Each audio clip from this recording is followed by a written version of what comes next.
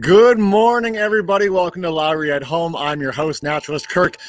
It is a brisk morning out here today in Minnesota. A few snowflakes even coming down, which, sometimes we get even this time of year. So it is fun to be outside, though, because there are all kinds of spring flowers and things coming up.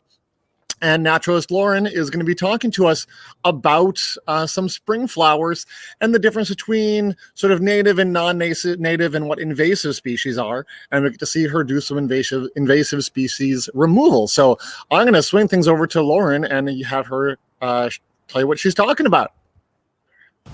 Hey, everybody. It's Naturalist Lauren. I came out this morning to go on a hike because it's a beautiful time of year to get outside. We're seeing spring wildflowers blooming before the leaves on the trees block the sun from hitting the forest floor. And I found a beautiful specimen called Squill.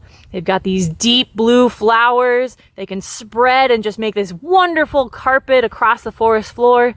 Problem is, they're invasive. Now, what does that mean? Why do we care? Well, in the grand scheme of things, we can break plants down into three main categories: natives, non-natives, and invasives. Native plants grow exclusively in a certain geographic region and are specifically adapted to grow in that space, meaning that they provide nutrients for the other creatures that live in that space and can reproduce every year on a perennial basis to continue their existence there. Non-native plants are brought to a specific region from somewhere else.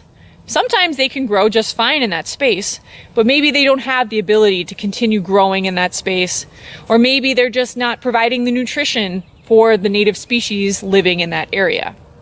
A lot of non-native species can be found in ornamental gardens, like cut flowers and things like that, or even vegetables that we plant on an annual basis to grow food. They're not negative in those gardens per se, because we still benefit from them, and they don't really cause anything harm. But that's what the invasive species are. Invasive species are non-native species that do cause harm. They can hurt the environment. They can hurt the economy. They can hurt people and animals living in a certain space. The invasive species actually choke out the native species by taking the nutrients and the space that those natives rely on in order to grow.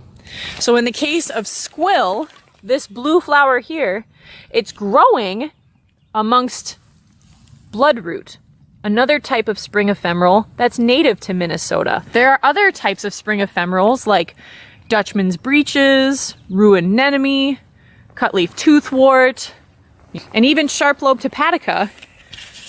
They're growing this time of year. They're native to this space, and they're providing shelter, food, and resources for the native plants.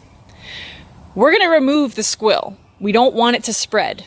Even though it's beautiful, it's still harmful. So here's what we're going to use, and here's how we're going to get rid of it. Today I brought a shovel and a plastic bag because these squill plants grow with kind of a bulb at the base, and so what we're going to do is we're actually going to dig them up, remove the bulb, and try to prevent any other spread of this plant so that the other native wildflowers can grow. And there it is. As you can see, we've got our plant in the plastic bag, and we're going to bring it back to the nature center and toss it in the trash. Pretty simple, at least when it's this small. If there's one, maybe two plants, it's a lot easier to manage than if it starts to spread and form an entire colony. I would also add that as a designated park employee, I've been given permission to remove this invasive species.